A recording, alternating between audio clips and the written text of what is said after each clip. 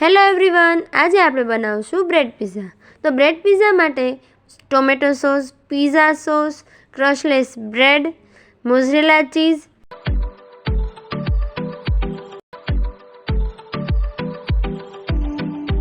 અને ઉપર ટોપિંગ માટે લઈશું oregano, pizza spicy mix, capsicum, ટમેટું અને ડુંગળી.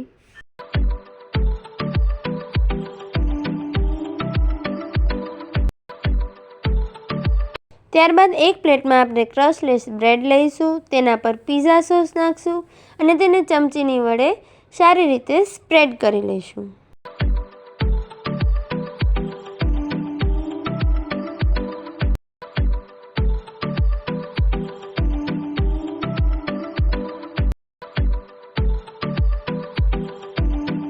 પિઝા સોસને બ્રેડ પર સારી રીતે સ્પ્રેડ કરી લીધા બાદ તેના પર આપણે નાખશું મોઝરેલા ચીઝ.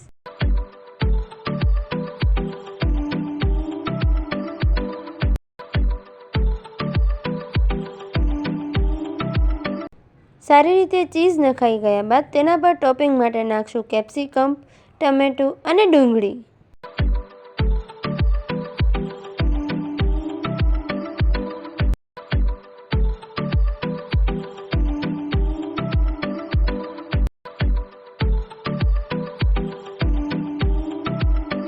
ટોપિંગ નાખી દીધા બાદ તેના પર થોડું ચીઝ ફરીથી આપણે ભભરાવી દઈશું.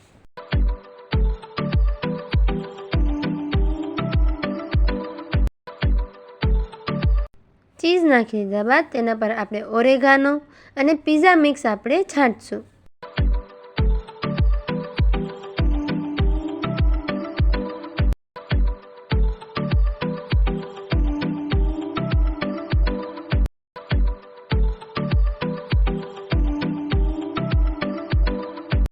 તો તૈયાર છે બ્રેડ પિઝા. હવે તેને આપણે બેક કરશું. બેક કરવા માટે આપણે ઓવનનો પણ ઉપયોગ કરી શકીએ છીએ અને લોઢીનો પણ ઉપયોગ કરી શકીએ છીએ. તો આપણે ઢોસા બનાવવાની લોઢી પર આપણે બ્રેડ પિઝા બનાવશું. લોઢીને ગરમ થવા દઈશું.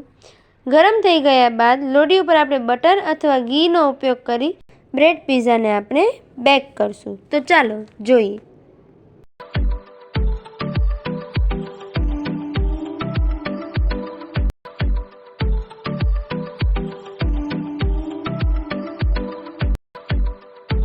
બ્રેડને લોઢી ઉપર મૂકી દીધા બાદ તેની આપણે ફ્લેમ ધીમી કરી નાખશું અને બ્રેડ પિઝાને બેક થવા માટે ઢાંકણ ઢાંકી દઈશું.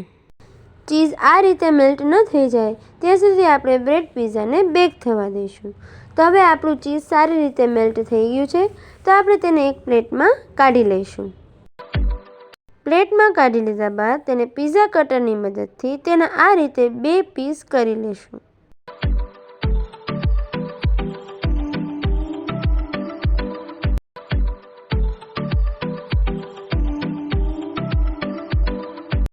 તો રેડી છે આપણા તવા પરના બ્રેડ પિઝા.